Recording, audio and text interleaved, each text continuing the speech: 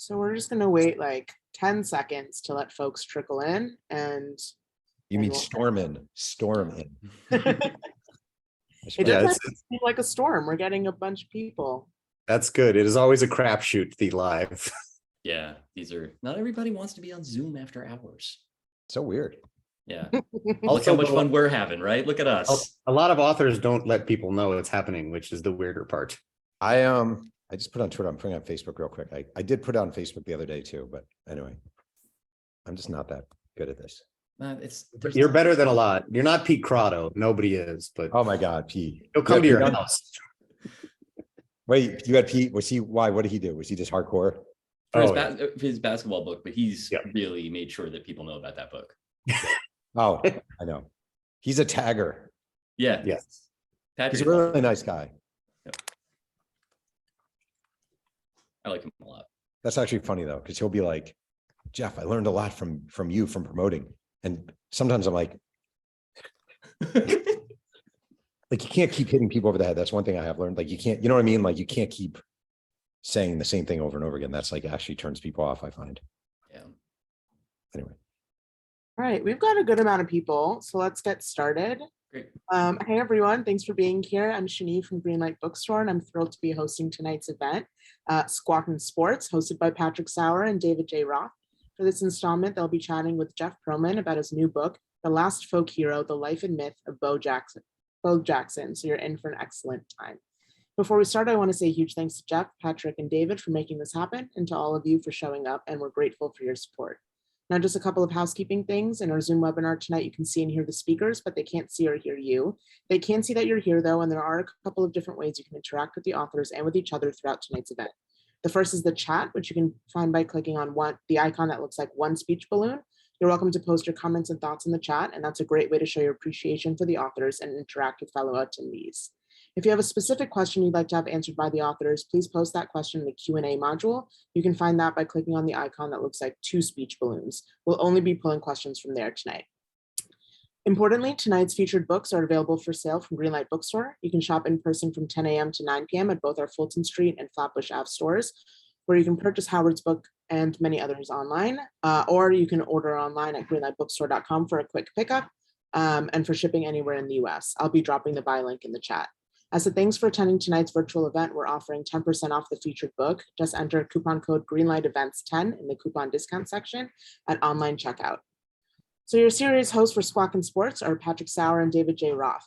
Patrick has written for many large publications you've heard of, and even more small ones that no longer exist. He's a founding member of the Billings, Montana to Brooklyn sports writing pipeline. David was an editor at Deadspin and is now co-founder and co-owner of at defector.com. His writing has appeared in The New Republic, The New Yorker, Food and Wine, and The Baffler. Tonight, they will be talking with featured author Jeff Pearlman, who is the New York Times bestselling author of 9 books, including The Bad Guys 1, Boys Will Be Boys, Showtime, and Sweetness. HBO adapted Showtime, his book on the 1980s Lakers, into a major scripted dramatic series produced and directed by Adam McKay. A former Sports Illustrated senior writer and ESPN.com columnist, Pearlman is the host of the Two Writers Slinging Yang podcast and blogs regularly at jeffpearlman.com. His new book, The Last Folk Hero, is the definitive biography of mythic multi-sport star Bo Jackson. From the mid-1980s into the early 1990s, and the greatest athlete of all time streaked across American sports and popular culture. Drawing on an astonishing 720 original interviews, Pearlman captures as never before the elusive truth about Jackson, Auburn University's transcendent Heisman Trophy winner, superstar of both the NFL and Major League Baseball, and ubiquitous bow-nosed Nike pitchman. So you're in for an excellent talk tonight, and I'll hand it over to y'all to get it started. So let's go. Thank you. Here's what it looks like, everybody. That's the book. There's the book. That's what the book looks like. Good looking cover. And if you think that's good, wait till you see the pages. Am I right, Patrick? Come on, you read it. Very good font. Very good font. Thanks for joining us, Jeff. Before we get into the book, I want to, I'm very curious, as this is ostensibly a writer's show, about the Jeff Pearlman process, because you are far and away the most prolific author we've ever had. Was there an actual passing of the torch between you and John Feinstein? Did you meet and say, you, sir, or, I'm curious to start with, how do you choose your subjects? Because you were obviously a big game hunter, and you churn them out at, I don't know if churn is I didn't mean that pejoratively, but you write a lot of books. So how do you go about zeroing in on a target? Bo Jackson seems sort of an obvious one because of what he represents, but just in general. It's actually funny because Feinstein has probably written 170 million books. So he's way ahead of me that guy just churns them out and he's awesome. I'm just really nostalgic. I'm really nostalgic. I've been nostalgic for a long time. And I really hate that actually about myself in many ways. I wish I could throw out my high school yearbook and never look at it again. I wish I didn't think about the girls I had crushes on and the bullies who whatever and this and that, but I do. And that extends to sports. It's probably the only benefit of being nostalgic in a way is sports. And I love Bo Jackson. Like I grew up with the poster on my wall of him with the bat and the shoulder pads. I had the other poster in my University of Delaware dorm room, the one of him with all the different athletic uniforms, looking for my dog's ball. I just am so nostalgic about those things. And he really is a money subject for me as far as nostalgia. I'm super into him. I remember him well. I was a huge fan. I feel like he's mysterious. I hate my dog. I feel like he's mysterious. And I just decided my next book would be like, I wanted to dive back into that. And the thing that's interesting is I wrote a biography of Walter Payton. And when someone dies young, like Walter Payton, there's a sort of mystery to him, just like there is with Tupac, like there is with JFK, all these people when they die young. And I feel like that's there with Bo Jackson, even though he's very much alive, because his career ended so young and had so much promise. He was supposed to be this thing, and then he kind of vanished. So it was really intriguing to me in all those different ways. Is there a consideration? I mean, I'm sure there's a consideration, but as a general rule of the marketplace, like, do you have a list of Ken Griffey Jr. was huge, or Dion, or Wayne Gretzky, or a different team you haven't gone after yet? I mean, is there some formula of what do I think? Bo Jackson actually makes total sense, but if you were picking another team, does somebody want to read about the 99 Kings because they had their thing or not? And how does that factor into your decision making? It's definitely a factor. Like I would love to write a book about the band Blind Melon. I love Blind Melon. I think Blind Melon is Shannon Hoon. And I think he's I thought he was a musical genius and I thought his story was amazing. But I am aware that 12 people are buying a Shannon Hoon biography. It's just a reality. So it's really weird you brought up Griffey. Like I've had this discussion many times. Like I wrote a Brett Favre biography. Mm-hmm. And I always consider Ken Griffey and Brett Favre parallels, meaning they played around the same time period. They're known for their one team, even though they played for different teams. They're both all-time greats. But I consider Brett Favre iconic and I consider Ken Griffey Jr. great. Right? Like I think there's a difference. And some people would say, how can you say Ken Griffey Jr. is an iconic? I just don't consider him iconic. And when I'm thinking about who to write about, I really do weigh that as a factor. Is someone iconic? Are they someone who sort of transcended something in a way? And I just feel like Bo Jackson, weirdly, for the brevity of his career, is iconic. And I don't know, it's almost like you know it when you see it. You know which is a good loaf of bread and which isn't. Some people can by looking at the bread. I feel like sometimes you just know what's iconic and what's not. That's a really interesting thread that kind of runs through the book too. I mean, the name of it, like as a title, and then, the life and myth of as sort of the subtitle, that there is this element in it. And I think it makes for a very interesting book, but kind of for a definitive biography, there's a lot of ambiguity in it. You begin with the story of him either saving or not saving a flight, a team flight whose engines had blown out. And that element of it, to a certain extent, it's like he had a remarkable career, for its very by dint of existing, by having been a star in these two sports. But it wasn't anything like what it could have been. It was short in both cases. And yet like that, the legend of it sort of carries it in a way that the numbers couldn't. If you look at his baseball reference page, like what you see there is like Richard Hidalgo, and yet like that's not it. That's totally wrong. Like if you saw him play, it's a very, very different sort of experience. Like writing wise, I guess like you can do only so much to sort of like actually describe, what these things are. Everybody, like you can write a game or you can describe a season that's like sort of magical in this case. What is the challenge in writing about somebody who, even when he was playing, was sort of like fogged in that myth? It's actually a great question. There's a lot Thanks, of I thought so too. Yeah, it really was awesome. That's why I came here today.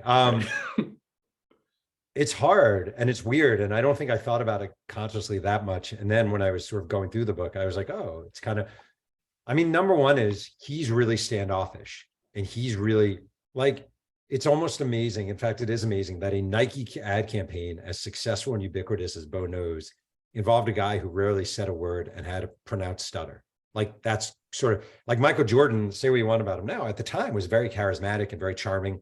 And Bo Jackson never was. So that's number one. He's not, I called him for the book. We had a conversation for a half hour and we haven't spoken since, like he's just that guy. Number two is half the stuff is like I talked to people at the Raiders who told the story of Bo running a 4.19 40 and then a 4.17 40 on grass in pads. People swear by that story, but there's no video of it. There's a story in the book. He's playing a high school game against Fairfield High. He's at McAdory and he hits a ball so high to left field that by the time it comes down, he's on third base. Now, that sounds ridiculous. But then I had one person told me, and then I had two people tell me, and then I had three people tell me. And then I called Eddie Scott, the left fielder, who was under the ball and said, I swear to you, the ball came down, I grabbed it, I looked up, he's on third. So there's a lot of like wink, wink, nudge, nudge with it all. Like this could have happened. This might've happened. It probably happened, but no one was videotaping it, which is why he's a folk hero. It's why Joe Posnanski's the one who came up with the folk hero.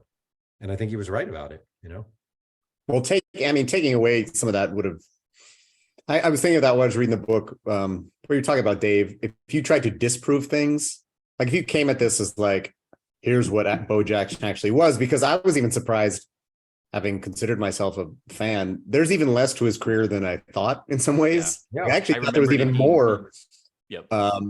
But the stories are so good, and it's almost the truthiness is where it lives. And like you say, folk hero, put him in Paul Bunyan. And did any time did you consider sort of being the guy who disabuses us of the notion of Bo Jackson as a mythical hero? Because that would have been a much different book, not as anywhere near as fun. But I wonder if it had crossed your mind at any time. It's funny. It did. Certain elements, like example is in his autobiography, which he wrote in 1990, he talks about, or he writes about, or Dick Schaap wrote about, his first 21 at-bats in college at Auburn, he struck out 21 times. And that was a big mark of failure for Bo Jackson. And he remembered vividly striking out 21 times and 21 straight at-bats. Except it's not true. Like he actually got a hit in his first college at-bat, a infield single to shortstop that he beat out, and he went 2 for 5 in his first game against Southern Illinois. Then he went 1 for his next 19. So he definitely struggled, but he didn't go over for 21. He was recently on Rich Eisen's show. And I should be clear, I'm not saying he's lying, like memory is foggy, but he's on Rich Eisen's show. And Rich Eisen asked him what his greatest moment or his most rewarding or memorable moment was as a professional athlete. And he knew the exact date. The Royals were hosting the Brewers, and he took himself out. He got himself thrown out of a game so he could be there at the hospital when his daughter was born. And I'm like, that doesn't sound that familiar. And I looked it up. They weren't playing the Brewers. He wasn't in the lineup. Like he actually was out. He wasn't in the lineup. So there are things, like also when they were researching and writing this book, Dick Schaap didn't have Google and he didn't have Baseball Reference. He didn't have a million different resources. So Bo Jackson says I went over my first 21. I guess maybe you believe he went over his first 21. So there is some, if the things are wrong, I write about them being wrong, but I just found that most of them were right. And in fact, in a way, I think he undersells a lot of his moments.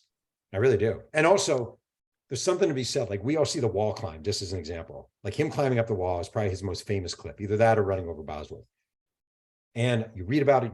Well, you call some guys from the Orioles bullpen and they talk about recoiling because they think Bo is going to come over the wall.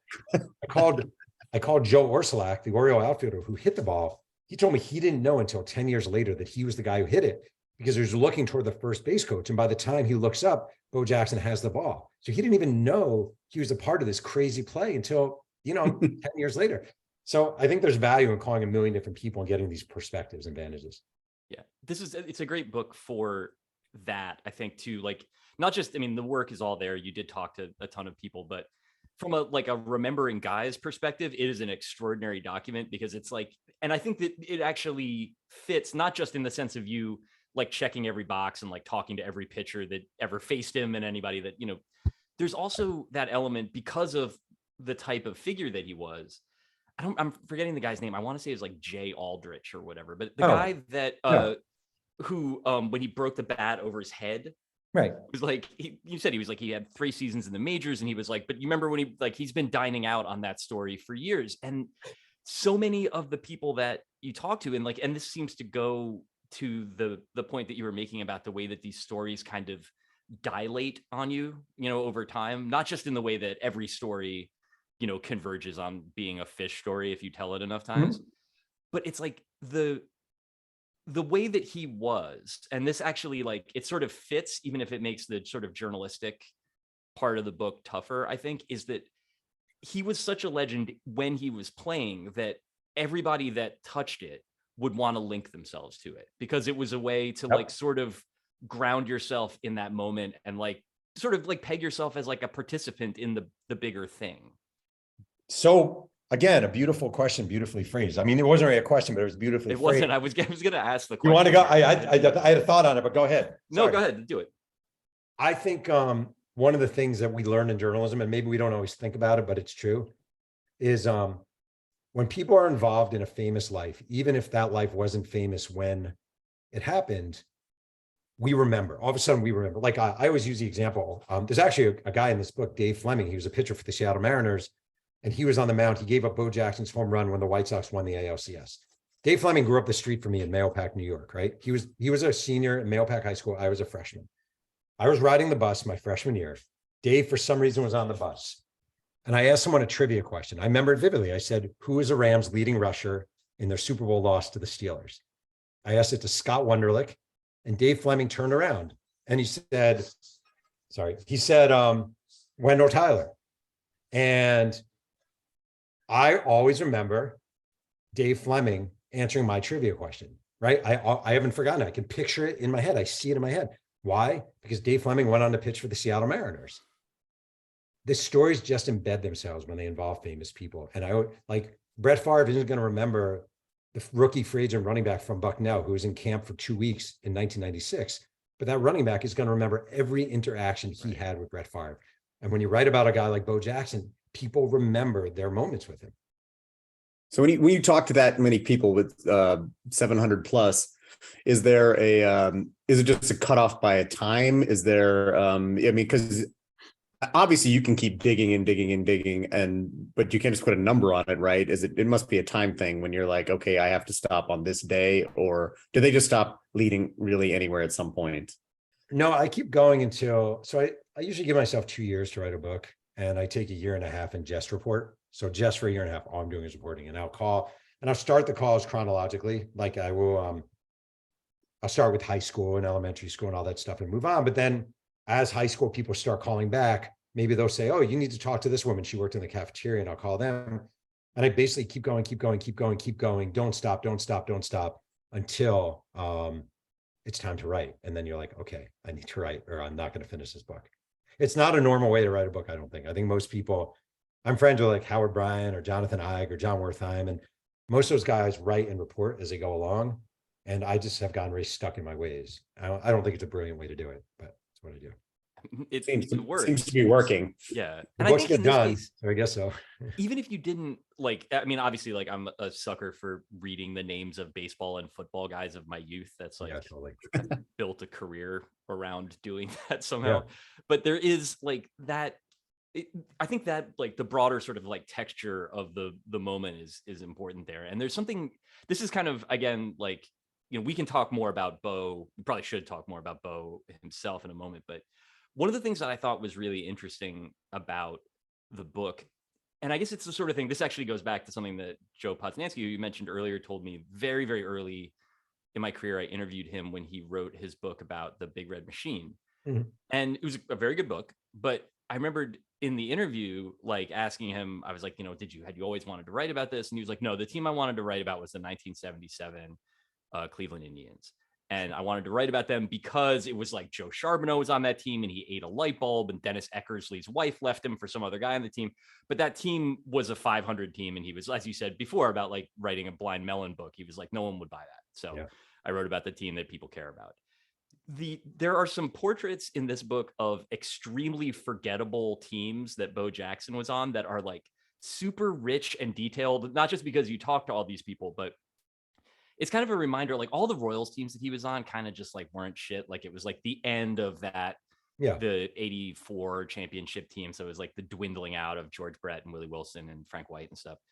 And yet like that sort of dysfunctional clubhouse on a mediocre team is like, and the Raiders, even more so, was like super compelling to me, just in the sense that like you could see not just like how Bo did and didn't interact with this, but also like what a strange figure he was in the context of like what pro sports were sort of like at that point. Did you think that like the writing about him as a teammate or as like a not as like an icon or as a myth or whatever, but as like the guy that split time with Marcus Allen, like how do you approach him as a sports writer in the context of sports like that? Like, was it a big concern, or were you just sort of like, this is part of the story, so I got to write it? That was a terrible question, by the way. Thank you. Yeah, I continue to feel good coming off the bat. First of all, I would read that 77 Indians book in a second. Same. That's what I told him too. I was like, right about Dennis Eckersley, dude. Like, but I'd rather read that than The Big Red Machine, even though that book was great. Yeah. And it was Rick Manning who he left his wife for. Rick Manning, there you go. All right, good. I'm a loser, just like you. We know this. Like, I don't love writing about sports. Like the problem with sports books is you have to write about sports. Like that's actually the drawback. And you have to write about the games and you don't want to get repetitive and you don't. But inner workings of teams are fascinating, whether teams are good or bad or crappy. Like that's a thing. Like I would love to write a book about the 84 Padres. I think that's the craziest group of ball players ever. The problem is 5 people would probably buy it and I got to eat, but all these teams are fascinating. Like Bo Jackson comes along and Willie Wilson can't stand how the Royals are coddling him. And Frank White is kind of the quiet, but agreeing with him. And George Brett kind of takes him under his wing. And meanwhile, Dick Hauser, the manager, is dying of brain cancer. And all this stuff is swirling around as this young phenom shows up. With the Raiders, Marcus Allen is probably the most beloved player on that team. He'll do anything to win, whatever. And this guy comes along. I mean, there's a moment in the Bo Jackson shows up for his first practice and James Lofton is standing next to Marcus Allen and he goes, there goes your job. Like, and there's a real sort of interesting dichotomy there of Marcus Allen, this established beloved vet, and Bo Jackson, the shiny new toy. I love that the Raiders always had crappy quarterbacks. I love that I'm writing about Jay Schrader, Vince Evan, Rusty Hilgers, and Steve Berline. That's fun for me. I love any reference to Mervyn Fernandez or Steve Balboni. Like I love that stuff. So I'm like you. I'm like a nerd for obscure athletes, and it's fun. But you have to be careful not to get too deep into the sports, or you lose something in the book. Well, then I have to mention, because maybe my only time. You got in Pride of Billings, Montana, Jeff Ballard. You got Jeff Ballard in there. Do you know? We now mentioned both Jeff Ballard and Dave McNally, the only 2 professional athletes from Billings. Do you know Jeff? No, he was. I think he's 5 years older than me. He was in public school, but everybody in Billings knows him because he's like he's one, supposed to be a really nice guy, but 2, he has been the golf pro at the country club since he retired. So he is Mr. Billings. Worth noting, I feel like this might be highlight number 1 or 2 for many people, but it's probably like highlight number 25 for Bo Jackson. He's taking that bat against Jeff Ballard when he's pitching for Baltimore, calls time. The umpire won't give him time, steps back in as Ballard's about to release the ball and hits a home run. I mean, it's very Bo Jackson. Can I ask I don't want to. It's also very Jeff Ballard. Yeah, and Ballard is funny about it too, where he was like, that was a shitty pitch. Nevertheless, like, it was incredible that he did that. Yeah. So that moment, there's a couple of them in here that are just like really challenging, I think, at a sentence by sentence level. You have to describe some shit that is extremely hard to imagine if you didn't see it. Yeah. This. Like the bit where you describe him running up the wall, that particular home run, the Bosworth play is what it is. It's a hammer hitting a nail, but that like the running up the wall bit is like, there's nothing to compare that to. you have to be like very careful about like where his feet are and where his body is on the wall. And even then it's like, it's weirder than you made it sound. Like the wall is like this and his body's like this. That's not how it's supposed to go. Like, how does, like, line by line, are you like sitting there like watching video and being like, how does one describe this here? Like, where's the challenge in that? It's very hard, actually. I watched the one that I'm really was really into, like obsessively into, was his first ever major league at bat against Steve Carlton. Because I felt the whole thing was like a rock opera. It was like, if you take it frame by frame, it's so utterly preposterous.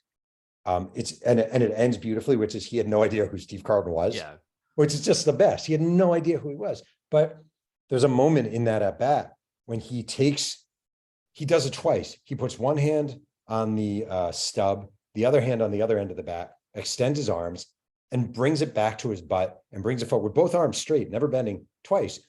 And I'm watching that and I'm like, I don't even know how he's doing that. And you wouldn't even notice it in that at bat if you didn't watch it 173 times. There's another moment in that at bat. It's between pitches. It's his first major league at bat. Okay. He barely played in the minors. He decides, I'm just going to take a stroll around the catcher and umpire. I don't even know why. He literally, Ron Karkovice is standing there, the umpire's there, and he just walks around them.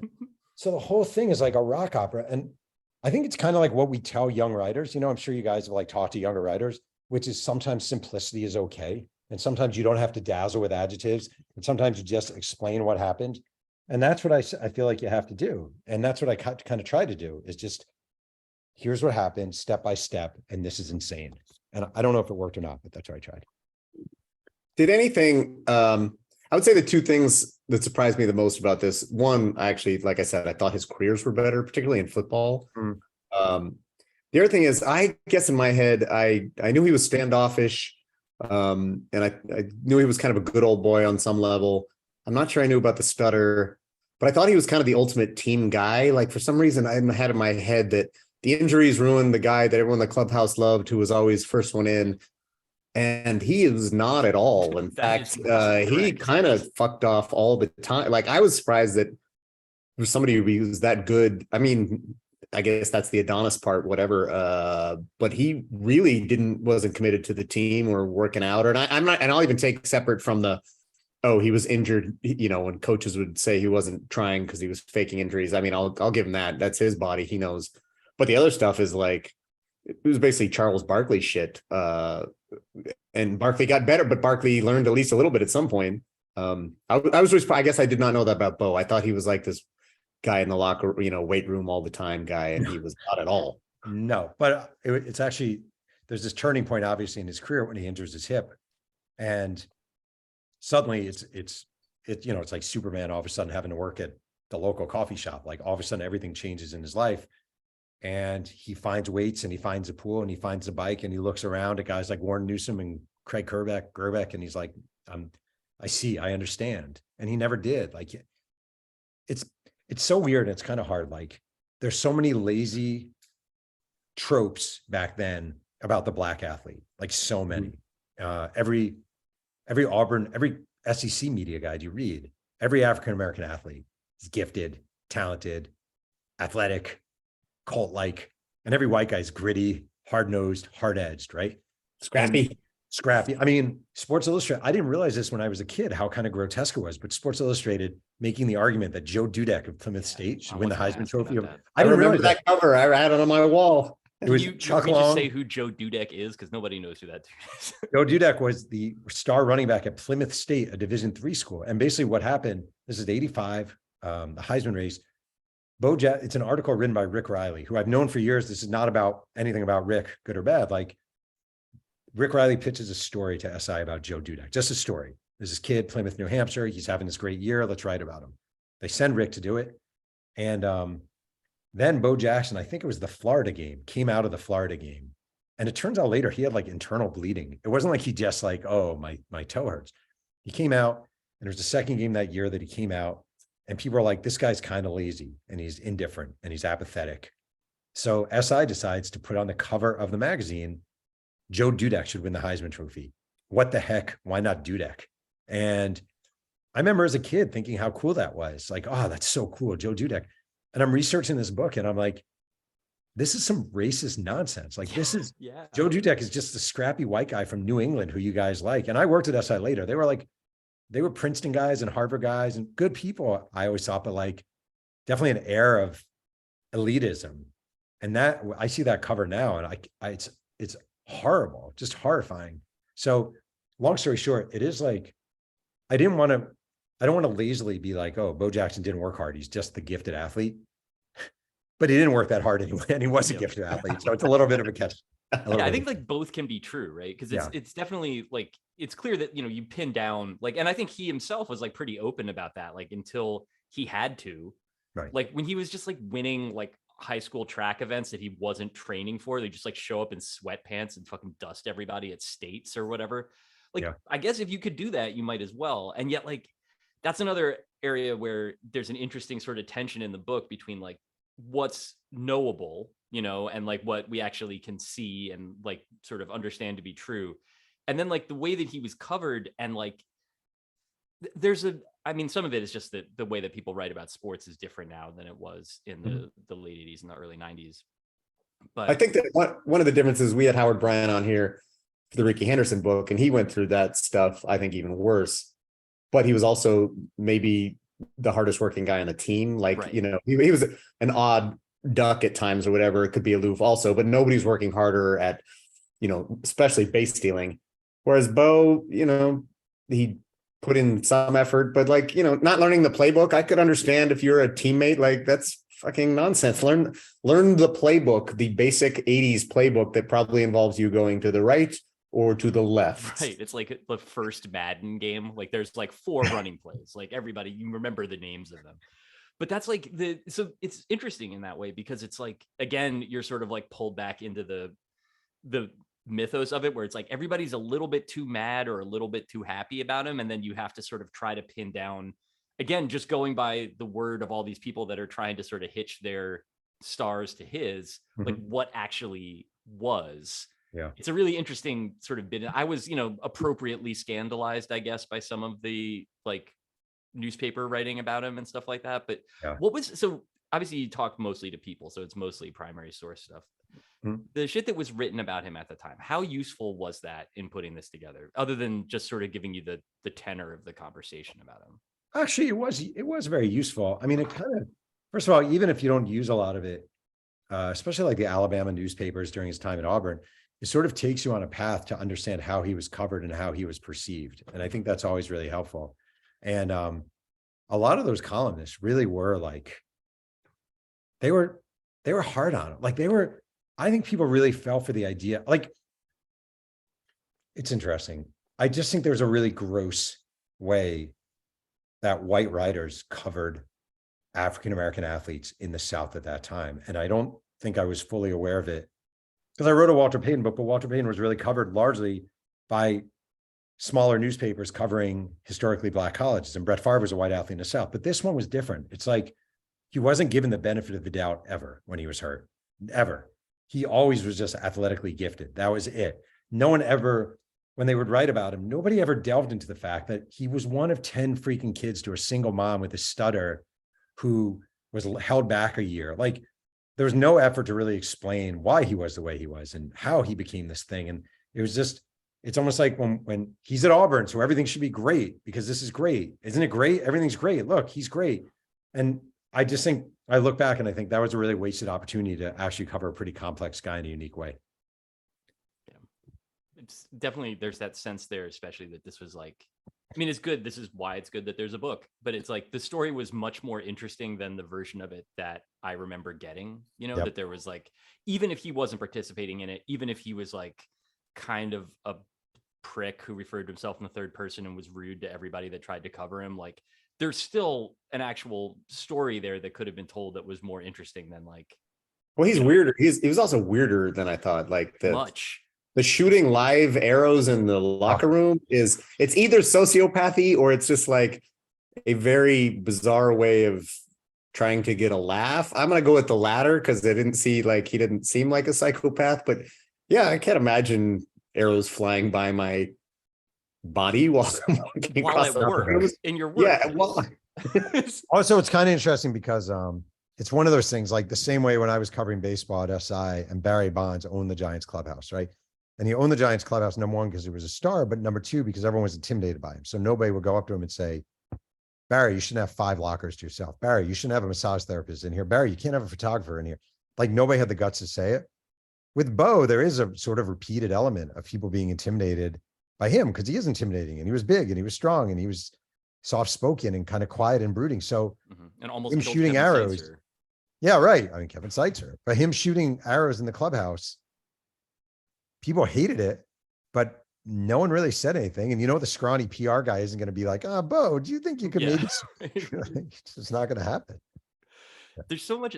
So the shooting arrows in the clubhouse thing was my favorite of the details that, like, again, you reported it out. I'm prepared to believe that it happened. I also have no capacity to believe that could ever be true in any knowable universe. And so I get almost all the way through the book with like, all right, so that's the thing. And then at the end, there's sort of, so he's with the White Sox. This is his sort of like redemption tour. He's like getting along with people on the team for the first time. He's sort of one of the guys. And there is a bit in there where he is at spring training and he goes bow hunting during the, like with a bow, not like he's doing it, and brings back a gigantic wild hog, like slung over his shoulders to the clubhouse, where one of the guys on the team then smokes it. And that is the most Paul Bunyan shit I could possibly imagine. And yet you have a bunch of guys on the team being like, yeah, we ate great. Yeah, somebody was like, that was the best fucking meal we had in spring training. Unreal. Like, wait, what about, I mean, to me, like, I opened Paul Bunyan-y, like I opened the book with this scene where the White Sox are on a flight back from Anaheim, and the plane catches on fire. And I'm getting this story from guys where they're like, the plane's on fire, everyone's freaking out. My favorite is Frank Thomas is cocooning himself in pillows. Yeah. Like he's like, in case the plane crashes. And Bo Jackson comes out of the cockpit and he's like, because he liked to sit with the pilots. And he's like, guys, everything's going to be okay. Everyone sit down, blah, blah, blah. And then I heard, no, that's not how it went. The plane's going down, everything's the same, but Bo goes into the cockpit to try to help the pilots. So I got these two varying stories. And I just sort of wrote about it, how maybe they're both true because it's Bo Jackson, and much like a Paul Bunyan or a Zeus or whoever you want to say, John Henry. But it's like, it's Rashomon with how every one of these stories is like 7 different versions and they all kind of get bigger than the last one. Right. And you can like, feel that all these guys have been telling these stories at like banquets and bars for like 25 years. So like somebody, whatever, fucking Rick Rona is like, no, actually it was 2 pigs, which is like, great. That's fine too. Right. Yeah. I mean, I felt like it's the first book I've written about where it's like, I can allow for some hyperbole. Like you just have to allow for it a little in this case, because again, it's the whole theme of the folk hero and the passing down of stories. And in a way, it's more fun. I would say like the story about the guy hitting the baseball. So Bo Jackson hitting the baseball so high, he winds up in third. If everyone had a phone at that point, maybe the ball comes down and it rolls under a fence and Bo is still going and blah, blah, blah. Or maybe the ball hits a telephone pole and it knocks off of it. And like, there's a million different scenarios of what could have happened there. Clearly, everyone remembers it as this ball going so high that by the time it comes down, Bo's at third. And it's kind of cool in that mythological way that makes the book kind of fun. Yeah. Well, it's also the part about his career being relatively short. And also he didn't have, there was the White Sox part, which is admirable, but even that's not that long. There's something about the extent of how big he was in such a short amount of time that makes, you talk about the nostalgia, like there's something nostalgia about him that is bigger than I have for Deion Sanders, who was a much better football player by, Hall of Fame football player. I remember him being kind of a middling baseball player. Brian Jordan was probably better at both if you just looked at a career. Yeah. But these moments, because they happened so in a short amount of time, but they weren't overdone. Like it would be on SportsCenter Plays of the Year, running up the wall, but you only see it once a week. Mm-hmm. So they like kept growing upon each other. And that really played into Bo's sort of nonchalant personality. Like he could have oversold this stuff if he had like Deion's personality, for instance. I think Bo Jackson would be a totally different character, to be like that guy that would not go away whatsoever, but is kind of just walking away and actually not caring that much at the time. Part of the being aloof to his teammates was also sort of he seemed generally content to be a married guy who could go kill boars and such. And it adds a level of mystique that I think very few athletes ever have. Like I thought Randy Moss was that guy, and then he ended up being a NFL announcer who's pretty good too, but I just would never. And Bo did that. I mean, you see him occasionally on some commercial, but he doesn't. He could probably make a lot more money doing commercials or whatever, which I find kind of fascinating, because you have the part where he tries to be an actor and it's just terrible, and then it seems like, I'm done. I'm bye. Yeah. Out.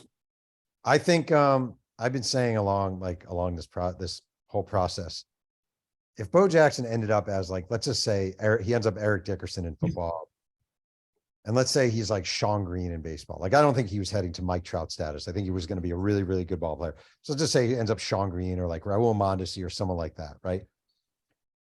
And he has these great careers. Like, he's not nearly as interesting because he's not a dynamic personality.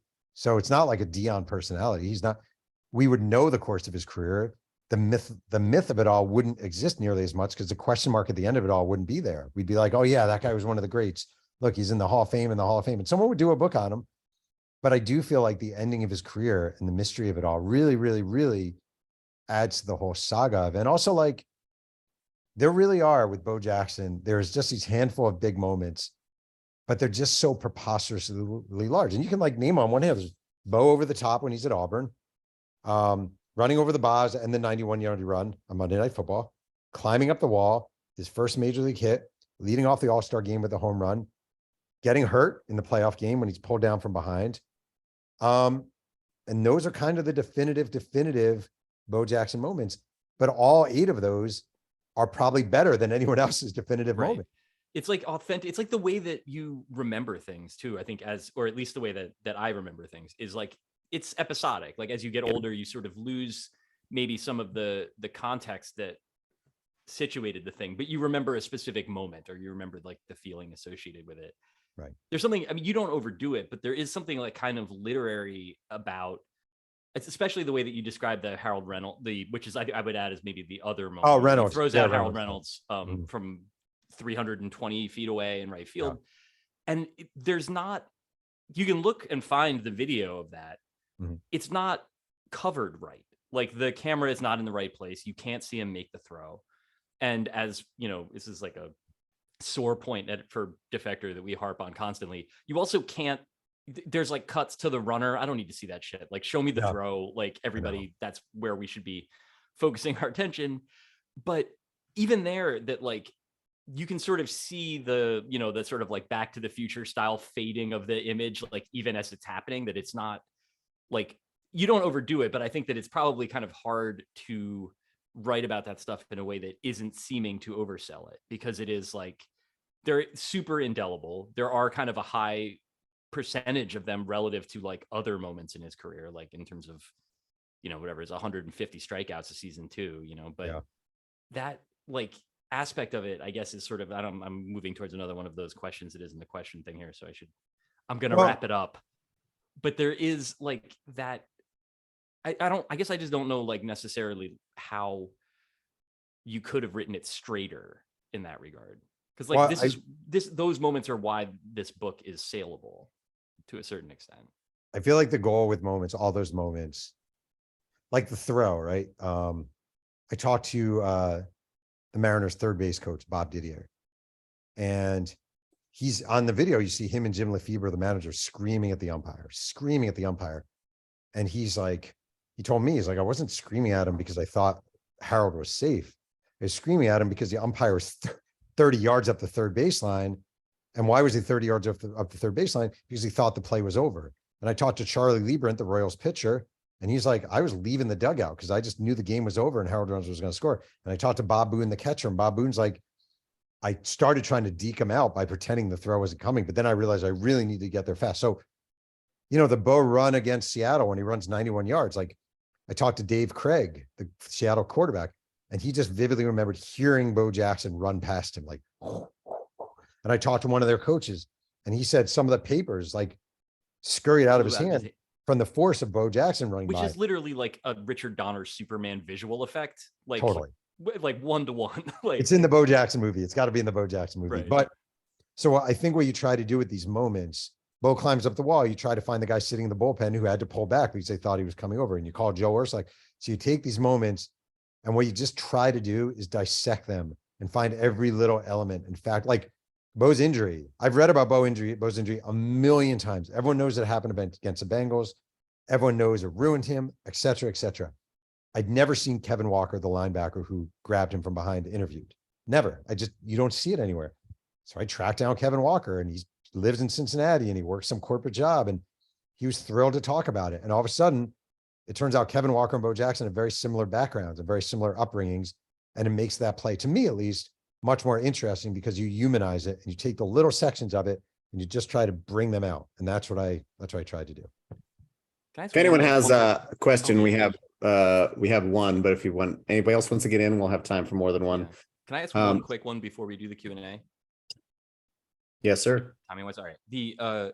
So there's an interesting, I was surprised for a guy that did not talk very much on the record. Bo was like really out there about what a butthead he thought Deion Sanders was. Yeah. Like really kind of like, and a lot of people thought that Deion Sanders was a butthead. That wasn't a hot take at the time. But you mentioned in there that Deion is like, Bo's jealous of me because I'm younger and I've got, better hair and whatever. And you mentioned that like Bo actually was like, he was jealous in a way that you wouldn't think that he necessarily would have been. He'd already at that point, the commercials were on the air. He was one of the most recognizable athletes in the world.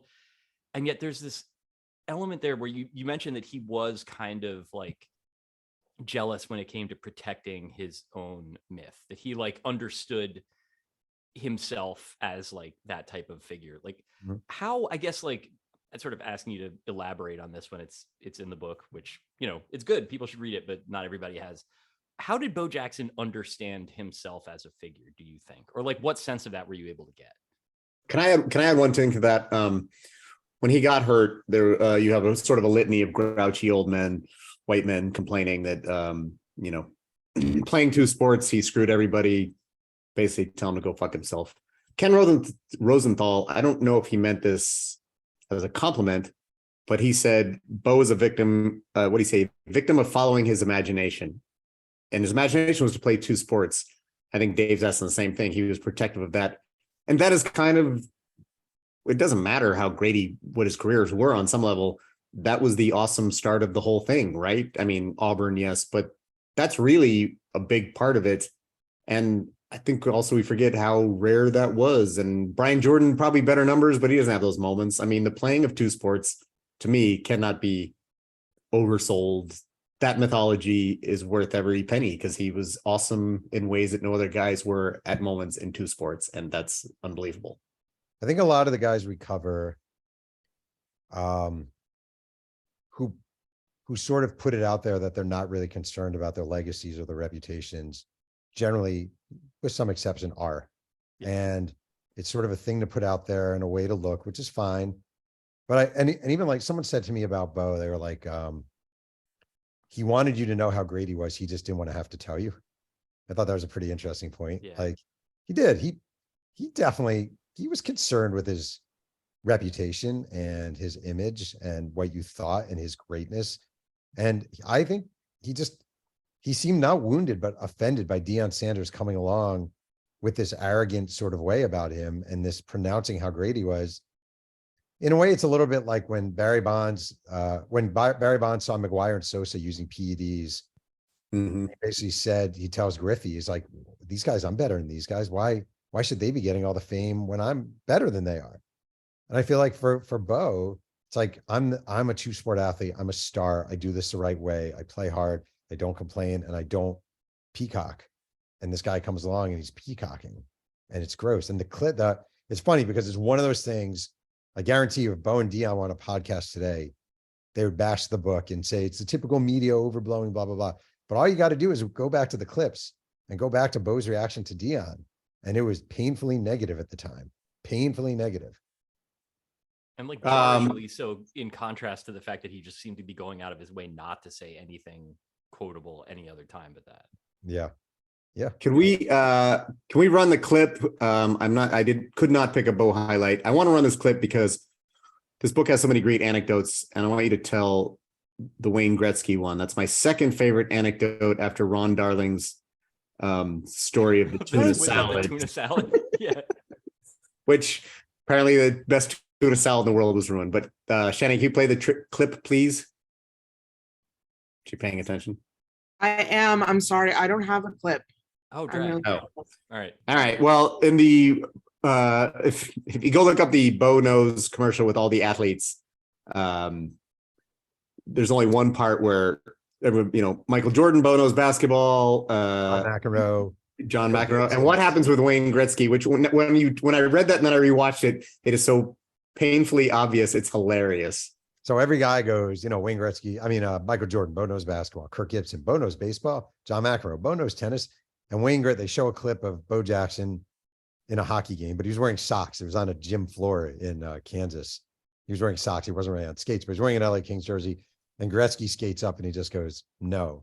And the reason they just had Gretzky, which is actually kind of cool, the no actually works. They kept doing takes of him saying Bo knows hockey, and he just couldn't do it with any sort of fluidity. It was all really wooden. So they just said, just say no. And he just did. He just goes, no. And that was it. Yeah, it's really fun. Respect. Yeah, 3 words. Right. Exactly. But you see there it is. All right. Yeah. So we've got it. It's in the chat if you want to see the link. Thank you for that. The fast cut of Bo on skates, you could just clearly running as fast as he can. Yeah. I will take the first question. Scott Martin. Hi, Jeff. Going different book. Curious if you had any encounters working on this book like the one you had, with J.R. Ryder while working on Three Ring Circus. Well, J.R. Ryder, so basically, real quick, I wrote a book about the Shaq Kobe era. And J.R. Ryder, notorious bad boy of basketball, was on the Lakers, and I had I didn't have a phone number for him. I just had an address, and he lived in Arizona, and I was in Arizona. So I drove to his house and I knocked on J.R. Ryder's door way too early. I did it 9:30 in the morning. I don't know what I was thinking. But 9:30, it's got to be after 10:30, right? I mean, unless J.R. Isaiah has changed his ways, that seems awfully early. I mean, if you knocked on my door at 9:30, I would be upset too. Yeah. So a kid answers, and I'm like, hey, is J.R. Ryder here? Hold on one second. A woman comes to the door. Can I help you? Hey, I'm looking for J.R. Ryder. And finally, J.R. Ryder comes to the door. And I have a copy of my USFL book just to show that I'm a writer. And he's like, who are you? And I said, hey, my name's Jeff Pearlman. I'm working on a book and I want to, nah, bruh, nah, bruh, you're just coming to my house, bruh. And he's really mad and he comes out. You come to my house? Are you effing kidding me? What's that book you got? And I'm like, I wrote this book. It's about the USFL. He goes, is that the Trump League? I'm like, yeah. He's like, bro, you can't just show up at someone's house. So what are you writing about? I'm doing a book about the Shaq Kobe era. You were obviously on the teams. All right, man, I'll talk to you. And he gave me like 2 hours on the phone. Me and two right there on the phone. I did not have any of those moments. I had Bo, and I think I would say, like, we talked, we had a great conversation. I think guys don't realize when a biographer is writing about them, the lengths a biographer will go, and you call everyone, you circle names and you call that person.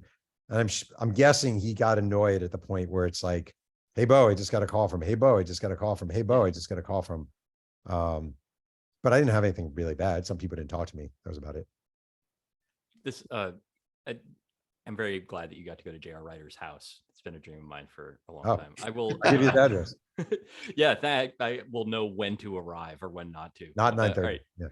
I'll take this. This is sort of a question, sort of not from Doug Hammer, but it's good. Resident White Sox guy here, Doug writes, not so much a question as an assent to Bo being a man of moments. There were 2 moments Bo had with the Sox: comeback home run he hit on opening day in '92, and the home run he hit in the division clincher in '93. But when the White Sox made the World Series 17 years ago, this week, he was asked to throw out the first pitch for Game 2.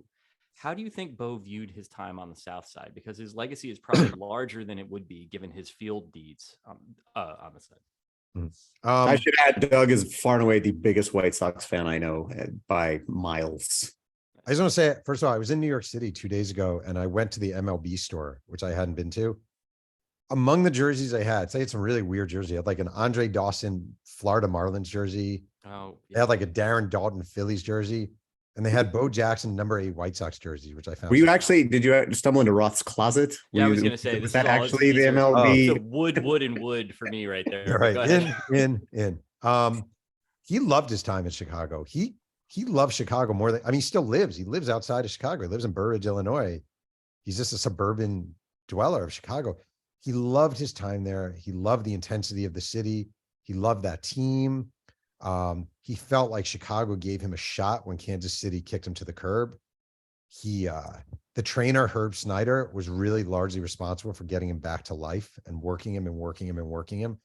And them making the ALCS that year in '93. That was a huge, I mean, he hit the game-winning home run to get him to the ALCS. And it was a huge, it's the greatest moment of his career that nobody talks about outside of Chicago, is that homer against Dave Fleming in 1993.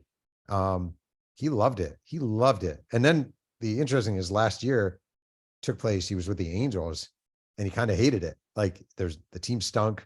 There was no intensity. The fans don't care out here. And when the strike came, I think he was partially relieved. He's like, goodbye, and just left. We have two questions. I'll ask them both at the same time. One is Renee Reyes would like to know what you did to celebrate when you were done writing this book. And Dalton Mack would like to know, he throws out Bryce Harper being on SI at 16 and now hitting these massive homers, but are there any modern athletes that come close anywhere to Bo on the mythology scale? Because I would say Ohtani, but I would too. I didn't really do anything when I finished the book. I immediately think about all the edits, and I mean, it's just like a never ending. Writing a book is like a never ending thing. It truly is. I love it. I love when the book comes out. I love reporting. I love digging, but there aren't that many relaxing moments where you're like, yes, I did it. Now I can go to Florida. Like that doesn't really, maybe for others, I just don't really have that in my, I wish I did in my makeup. The two guys I think Ohtani is definitely a great comparison to Bo Jackson. And I think the kid whose name I always forget, he's 18 years old, the French basketball player who's 7'2", who's going to be the number one. Victor Wembanyama. There feels like there's something about that guy that has a little bit of mythology to him. We don't have that much footage of him playing.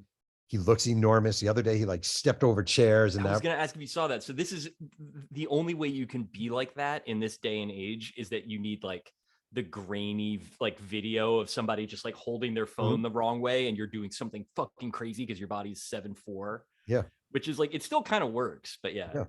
I think he's a really good example. But the problem is, not the problem, but the reality is, you're going to see more and more video of him soon enough. It's going to be all over the place, and that'll end it. There's no, I mean, just like, also the thing about now is like, I live in Southern California.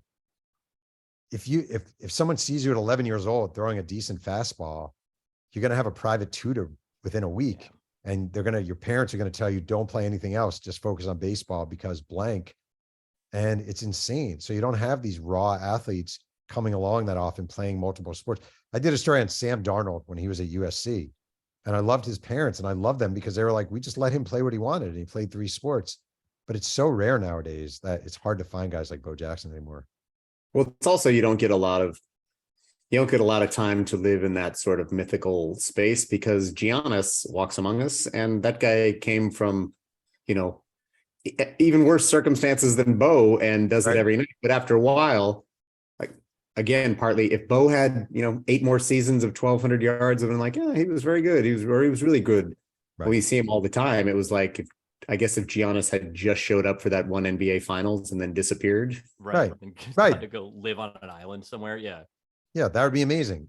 That's actually a great point. If he plays a 15-year NBA career, maybe there'll be another. Mir and Fader wrote a really great book about him, but maybe there's another really good book about Giannis at the end.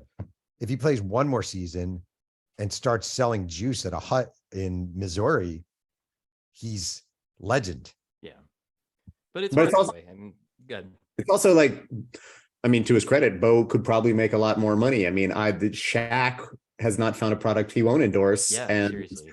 I think he's actually too, again, we're old, but the youngsters don't actually know how good Shaq was as a basketball player. Like, there was a time when he wasn't the general sidekick. That's the part of it that's so depressing to me to think about, especially because it's like young Shaq is already dimming in my memory, and that was the most astonishing basketball player that I've ever seen, probably. Like the version, like the Orlando version and the LSU version, where he was fast and shit.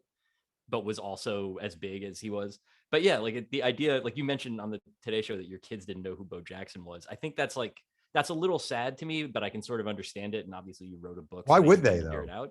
Yeah. Like, why would they know who Bo Jackson is? You know, Right. that's the thing. Exactly. Yeah. I mean, that like if you weren't like there for that moment, there's something more depressing about the idea of like kids knowing Shaq as being like the worst part of inside the NBA / the icy hot guy. Like that's depressing. Like I don't think he deserves better than that. Actually, Shaq is a really interesting example that I haven't thought of. Another brilliant question. If you think about it, it's really interesting. Let's say Shaq played those 4 years in Orlando and then just got hurt and never played again. He'd be Bo Jackson. Yeah. We'd be telling stories about this guy who was 7 foot, whatever, could dribble behind his back, do all these crazy things. You're not going to believe all the things Shaq did, blah, blah, blah, blah, blah. It was before Twitter and Facebook and all that crap. And we'd be telling it. Instead, we saw Shaq as a Boston Celtic. Right. I was going to say like Tom photos is of a him in a Cav. Cavs uniform. And you're just We like, So see does him that- on TV. Does that mean your next book has to be, and I have no idea if he's an interesting human being, but it's got to be Barry Sanders, right? Barry Sanders is the only one that nobody knows any about who was even better than Bo Jackson and just stopped. For some reason, Barry Sanders is not an icon, and I don't know why, but he's not. He is to me. I was with you on Griffey. Not, I think Sanders is. it's the Lions factor. Might be Unfortunately, Lions we're factor. going to have to end. But I, Tune in next week when we re-meet to do this all for Barry Sanders. I'd rather read a Billy Sims book than a Barry Sanders book. I swear to God. that I've is been to Billy spicy. Sims barbecue once. There So you go. I have a So show. good. barbecue. There it is. It's really good. I have a copy. There too. and once again, as we do with Chris Herring's book, we kept the boner material out of the talk. So if you want to get in on some of that, Yeah. uh, It's in there. it's as with Xavier McDaniel. It is apparently a thing. It was a big thing at the It's time. the family show, though. Yeah, go get it. Get it from Green Lights. We have a show on December 15th. That will be the last of the year. We're still working on the guest. So But that's going to be an IRL one too, right? no, No? because December, we're Oh, going to do yeah, an I guess that makes IRL. We're going to do an IRL in probably February. Mm. And I will say, if anyone is in the area, the last one was great. It was actually, I was very concerned that no one would show up, and it was packed, and it was a lot of fun. Yeah. So Thank you, Jeff. Thank you. thank you, Jeff. If you want to Thank you come, for Jeff, you watching. can show up. We don't have any money. Oh. Take us out, please. All right. Thank you, everyone, for being here. That was a great conversation. Please check out the book at greenlightbookstore.com or at our stores. And have a great night, everybody. Bye. Thank you.